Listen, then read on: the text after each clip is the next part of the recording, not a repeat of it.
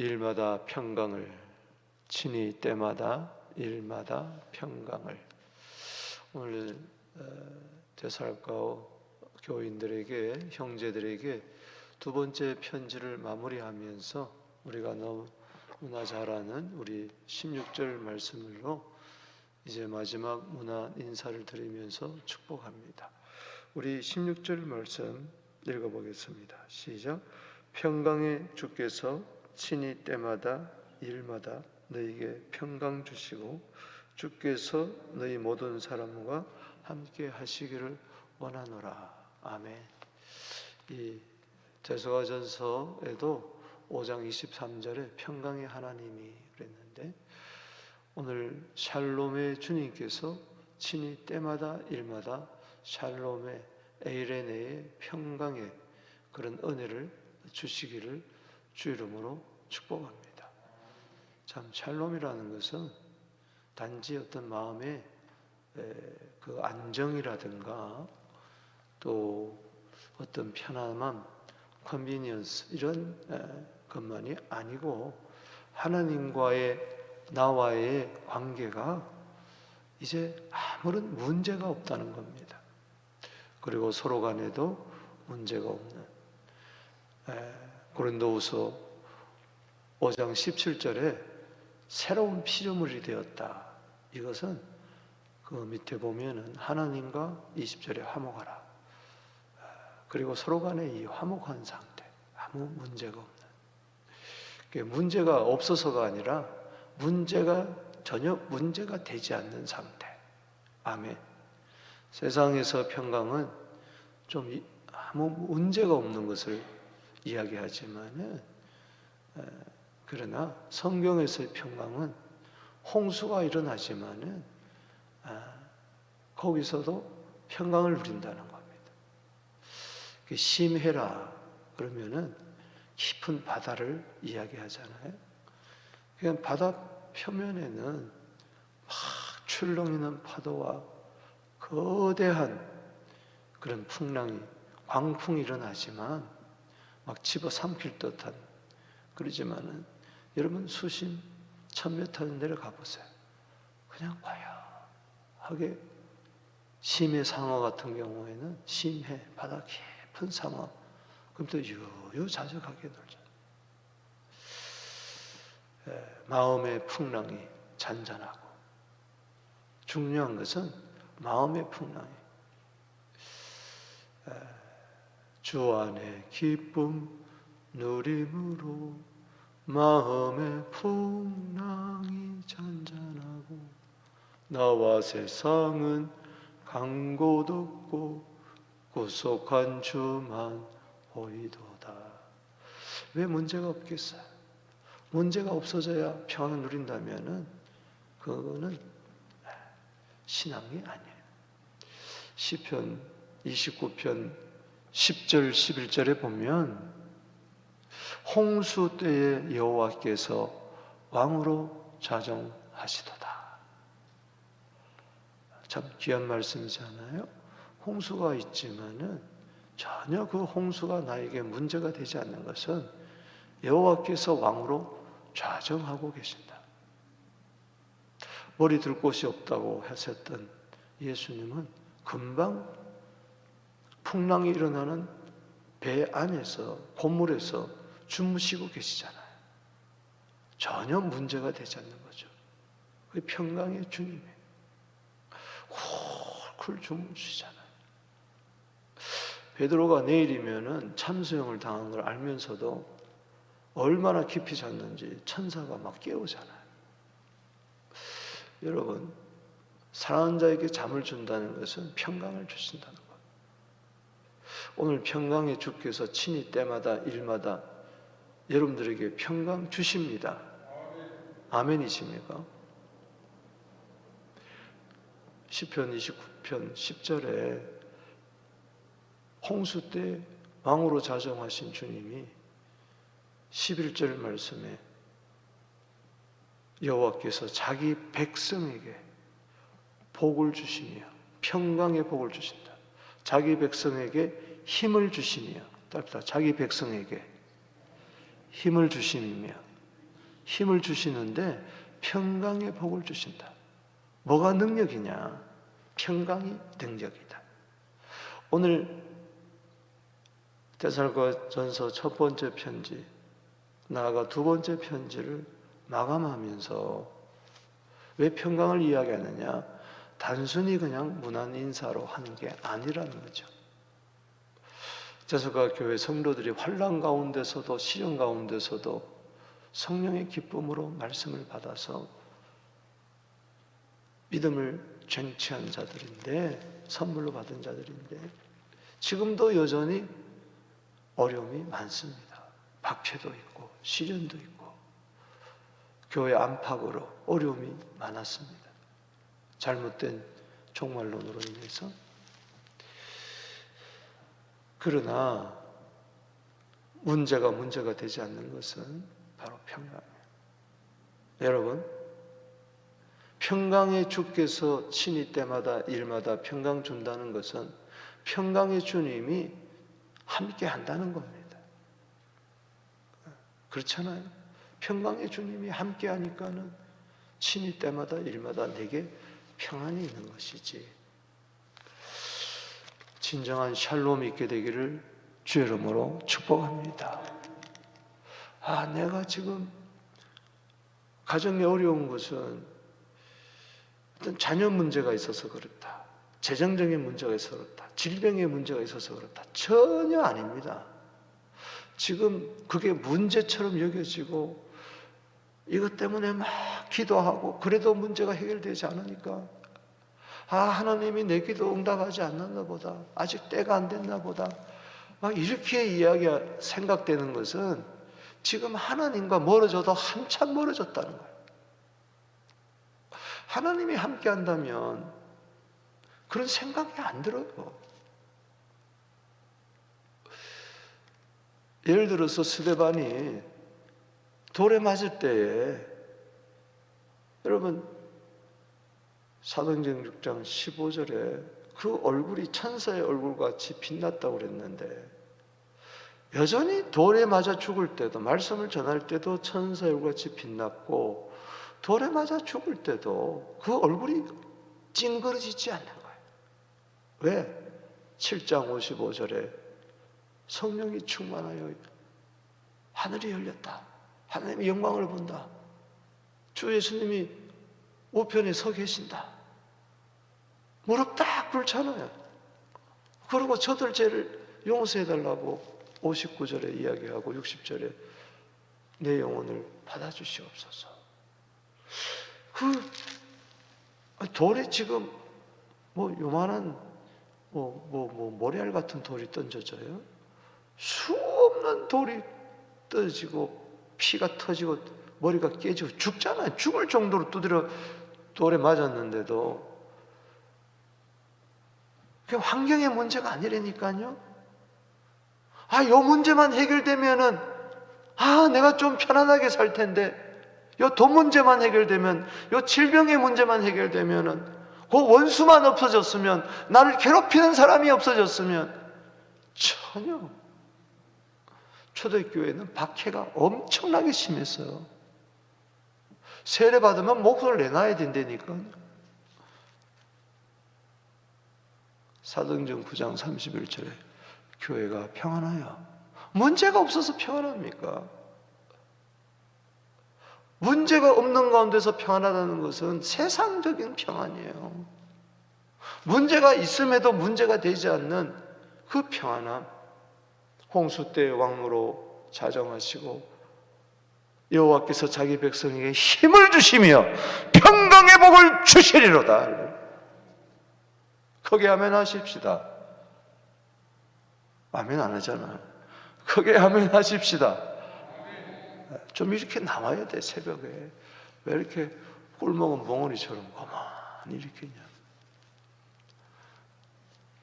얼마나 기뻐요. 그게 은혜라는 거예요. 뭐가 은혜입니까? 18절에 주 예수의 은혜가 너희 물에게 있을지어다. 돈 한 다발 받는 게 은혜예요? 영고침 받는 게 은혜예요? 도대체 여러분들 뭐가 도대체 은혜입니까? 모든 환난을 이길 수 있는, 할렐루야, 환난이냐 기근이냐 핍박이냐 적신이냐 위험이냐 칼이냐 그까짓 아무 문제가 되지 않는다. 주님 나와 함께 계시는데. 할렐루야. 사도 바울이 그냥 이렇게 쓰는 게 아니라는 거죠. 오늘 1절에서 5절, 6절에서 12절, 13절에서 18절 정말 평강이 임하는 자는 누구냐? 우리 1절에서 5절까지 먼저 따라합시다. 참 믿음을 가진다. 여러분, 정말 믿음이라는 게 뭐야? 평안을 겸한 믿음이라고 그랬잖아요. 오늘 먼저 1절에서 5절에 보면 사도 바울이 성도들한테 기도 부탁해요. 그 어린 성도들이잖아요. 3주밖에 복음을 전하지 않고 지금 고린도에 내려와가지고 지금 그냥 부탁하는 거야.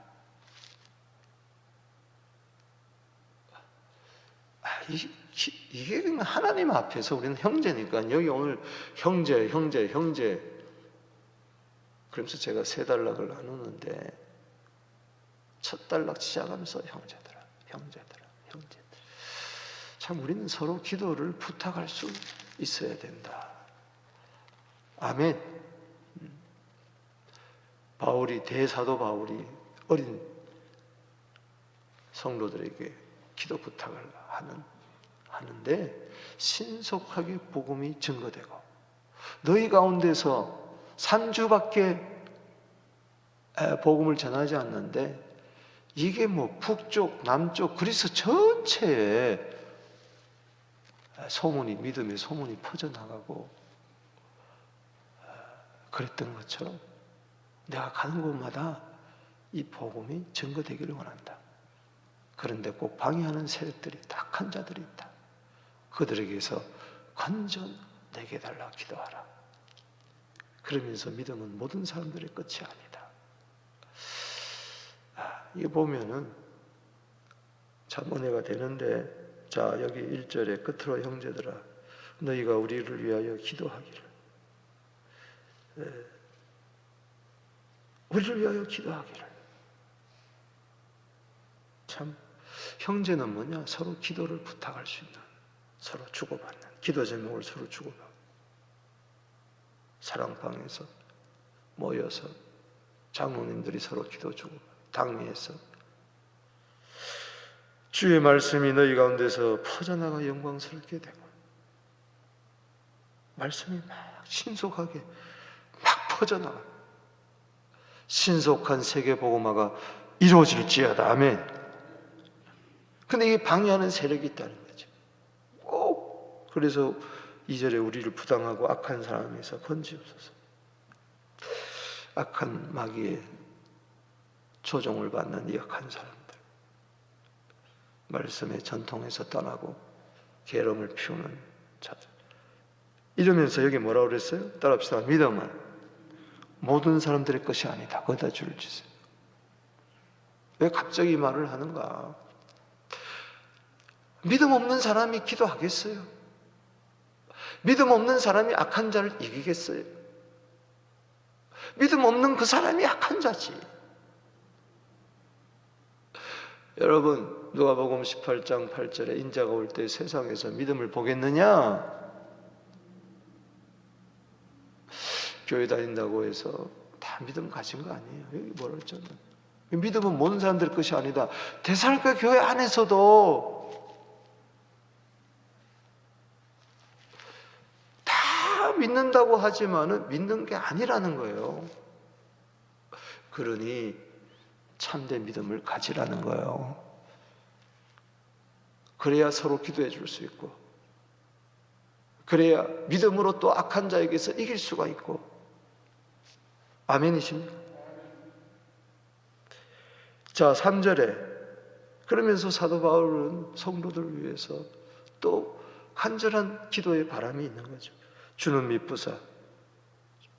주는 미쁘다는 것은 faithful하다. 그분이 믿음이다. 우리가 가진 믿음이 사도행전 3장 16절에 예수의 믿음이잖아요. 평강의 주뿐만 아니라 믿음의 주입니다. 할렐루야. 평강이 어디서부터 옵니까? 하늘로부터 임하는 거예요. 주께로부터 임하는 거예요. 믿음도 어디서부터 임하는 겁니까? 신념이 아니에요. 믿습니다 해서 되는 게 아니에요. 계속 주님이 구원 얻는 믿음을 주시고, 역사하는 믿음을 주시고, 생활의 믿음을 주시고, 어떤 경우서도 의지하고. 믿음의 주, 따라합시다. 믿음의 주. 히브리서 12장 2절에 믿음의 주여 온전케 하시는 예수님을 바라봐라. 온전한 믿음이, 구원 얻는 믿음이 점점 믿음의 주 안으로 들어가고, 주님의 믿음이 내 믿음이고, 내가 지금 가진 믿음이 그냥 신념이 아니라 주님이 가지신 믿음입니다. 예수 무슨 걱정이 있겠어요? 믿음의 주, 평강의 주, 다 같은 말이죠. 그분이 굳건하게 하고 악한 자에게서도 지켜주시고, 그분이 주시는 믿음의 주가 우리 안에 있는 그 선물로 받은 에베소 2장 8절에 그 믿음으로 지속적으로 말씀을 행하고 또 행하게 한다는 거예요. 이게 참 믿음입니다. 할렐루야. 따라합시다. 행하고 또 행하고 끝도 없이. 자, 여기 4절에 너희 대하여 우리를 명한 것을 너희가 행하고 또 행할 줄을 주 안에서. 순종밖에 없는 겁니다. 그게 믿음이요. 이 믿음을 가지라는 거예요. 자, 여기 믿음을 또 5절에서 이야기하는데 인도와 사랑과 인내다. 주께서 너희 마음을 인도하여. 믿음을 가지면은 내가 주님이 어떻게 인도하느냐? 절대로 강제로 인도하지 않습니다. 억지로 우리를 개 끌고 다니듯이 그렇게 인도하지 않아요. 맡겨야 돼. 아멘. 잠언 3장 6절에 너희 길 범사의 여호와를 인정하라. 그러면 그가 내 길을 뭐요? 지도하시리라. 인도해 준다는 거예요. 아멘. 그게 믿음이에요. 믿음은 주님께 맡기는 거예요. 근데 내 마음부터 인도해 줘가지고 하나님의 사랑과 그리스도의 인내 속으로 들어가게 한다. 갈라디아 5장 6절에 사랑으로 역사하는 믿음. 뭘 우리가 믿는다는 겁니까? 요한복음 3장 16절에 사랑을 믿는 거죠. 하나님의 사랑. 독생자를 주셨다. 이를 믿는 자마다 멸망치 않고 영생은. 사랑이 빠진 믿음은 그건 아무것도 아니라 고린도전서 13장 2절에 사랑이 빠진 믿음은 산을 옮길 만한 믿음이 있다 할지라도 그건 아무것도 아니죠. 그 믿음은 모든 사람들 것이 아니다. 또 뭐 인내도 없으면서 무슨 믿음이 있다고 그래. 순종도 없어. 악하게 굴어. 인도함 받지도 않아. 지 잘난 맛에 살아. 사랑도 없어. 믿음 속에. 인내도 없어. 뭐 인내는 그만큼 문제가 생기면 뭐 죽을 듯이 달려들고 화 다 낼 거 다 내고 싸울 거 다 싸워. 언제 믿어? 네가 언제 참았냐 이거. 사랑은 오래 참는 거라 그랬는데.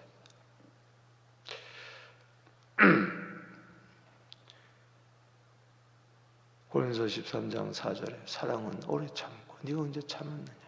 모든 것을 믿고 바라고 견디는 거다. 아멘. 여러분 힘들고 어렵습니까? 하나님 참 믿음을 테스트하는 거예요. 믿음 없으면 아무것도 아니니까.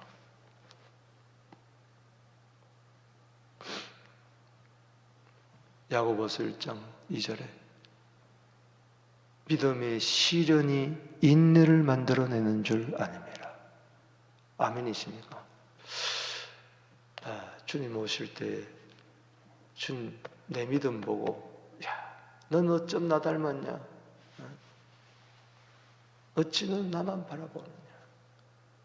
평강을 주노라. 할렐루야.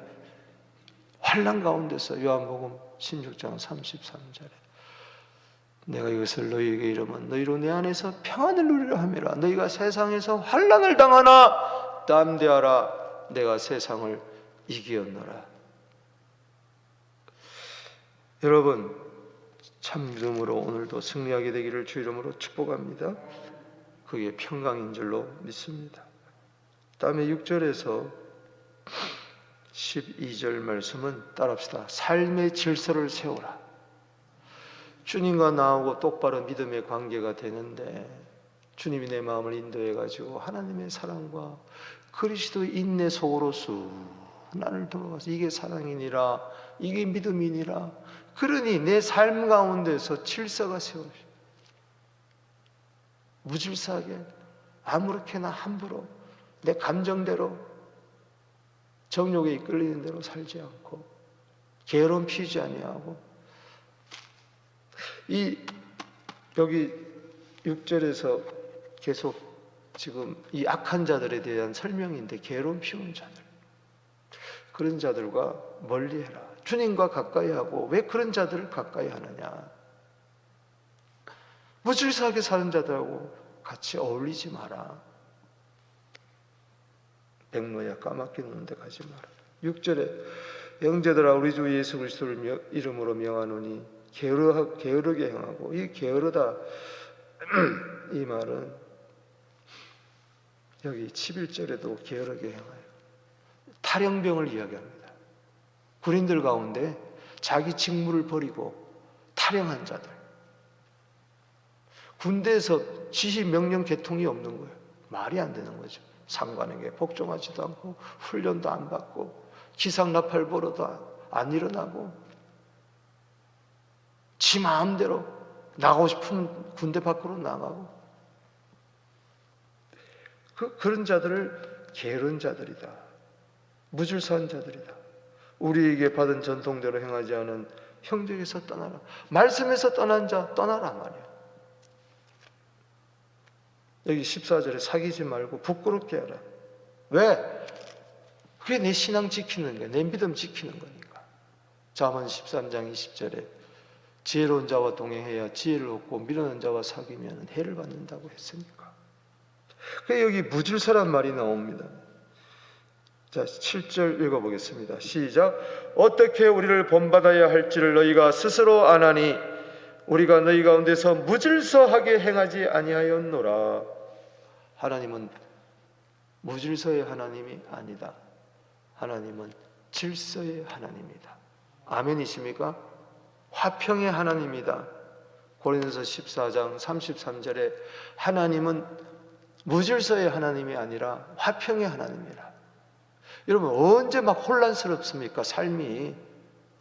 왜 어지러워요? 질서가 없으니까. 부부간의 질서도 없고 가정의 질서도 없고 교회에 질서가 없으니까 막 전부 다 저작권 하고 싶은 대로 하고 난리 법석을 떠는. 질서가 있어야 된다. 이 무질서한 자들이 누구냐? 본을 보이지 않는 거예요. 본을 따르지 않는 거예요. 8절 9절에 사도 바울이 게으르지 않고 남에게 해를 끼치지 않냐고 천막을 지으면서도 열심히 일하는데 10절에 읽어봅시다. 시작. 우리가 너희와 함께 있을 때도, 이거 좀 자꾸 하우링이 생기는데, 너희가 함께 있을 때도 너희에게 명하기를 그리스도가 일하기 싫거든 먹지도 말게 하라. 자, 11절에 한번 읽어봅시다. 시작. 우리가 들은즉 너희 가운데서 게으르게 하여 도무지 일하지 아니하고 일만 만드는 자들이 있다. 이런 자들하고 사귀면 안 됩니다. 교회 안에서도 일하지 않고 막 말만 많이 하고 주님이 재림이 가까웠다고 무의도식하는 이런 자들 주위에서 가만히 보세요. 기도한다 그러면서 자기 일에 성실하지 않는 자들을 사귀지 마세요. 손해본다는 거죠. 잠언 21장 25절에 뭐라 그랬습니까?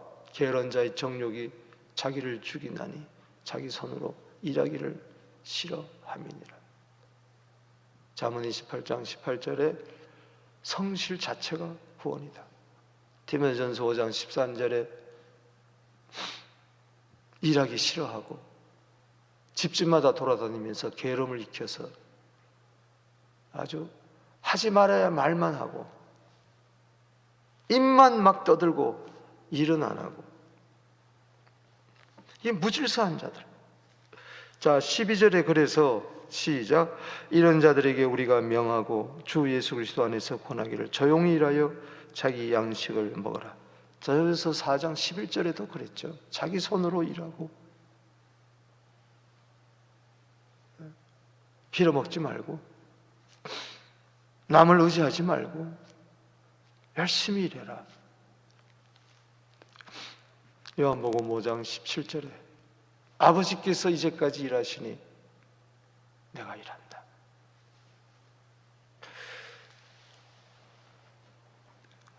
그래요. 질서 있는 곳에 평화가 있습니다. 세 번째, 13절에서 마지막 절까지 따라합시다. 선을 행하다가 낙심하지 마라. 낙심하지 마라. 참 믿음을 가졌다면은 삶의 질서가 있고 낙심하지 마라 말이야. 낙심했다는 자체가 벌써 욕심이 들어갔다는 거예요. 평강의 주님이 함께하는데 뭘 낙심해요? 벌써 주님과 내가 떨어졌다는 거예요. 전선이 끊어졌다는 이야기. 아, 나는 이렇게 선을 행하는데, 기도하는데, 기도하다가 낙심하지 말라. 말씀 선포하다가 낙심하지 마라. 153 기도하다가 낙심하지 마라. 전도하다가 낙심하지 마라. 새벽 기도하다가 낙심하지 마라. 찬양대 열심히 하다가 낙심하지 마라. 장로하다가 낙심하지 마라. 목사가 목회하다가 낙심하지 마라. 아멘이십니까? 나쁜 일 하다가는 낙심하는, 아니, 선을 행하다가 낙심하지 마라. 왜? 자꾸 주위에서 방해하는 자들이 있을 때, 장단지 거는 사람이 있을 때 낙심하기 쉬워요. 왜 자꾸 나를 해하려는 사람이 많냐? 악담하는 사람이 많냐? 그럴 때 막 싸워버리고 막 에이 안 해. 난 저 사람 때문에 안 해. 이렇게 되는 거죠. 그래서 14절에 이렇게 이야기하는 거예요. 누가 이 편지에 한 우리 말을 순종하지 아니하거든 그 사람을 지목하여 사귀지 말고 그로 하여금 부끄럽게 하라. 원수같이 생각하지 말고 형제같이 고면하라. 자칫 잘못하면은 낙심할 수가 있으니까. 갈라디아 6장 9절에 선을 행하다가 낙심하지 마라. 포기하지 마라. 따라합시다. 선을 행하다가 낙심하지 마라. 포기하지 아니하면 때가 이름에 거두리라. 낙심하면 포기합니다. 기도도 포기하고 성경 읽는 것도 포기하고. 내일이 새해인데, 구정 새해인데 하나님이 다시 새 기회를 주는 거예요. 한 달 동안 낙심했느냐? 새해 열심히 회복했다가 또 낙심했느냐? 새해가 왔습니다. 다시 마음을 고쳐먹고 낙심하지 않아야 평강이 있는 거고 평강이 있을 때 낙심하지 않을 줄로 믿습니다. 두 손 들고 주님, 평강의 주께서 친히 때마다 일마다 우리 가정에, 우리 자녀, 우리 교회에 평안을 주옵소서. 문제가 있다 할지라도 전혀 문제가 되지 않도록 참 믿음 주시고 오늘도 삶의 질서가 있게 해주시고 오늘도 낙심하지 않고 기뻐하는, 즐거워하는 복된 하루 되게 하여 주옵소서. 주 이름 부르며 나갑니다. 주여.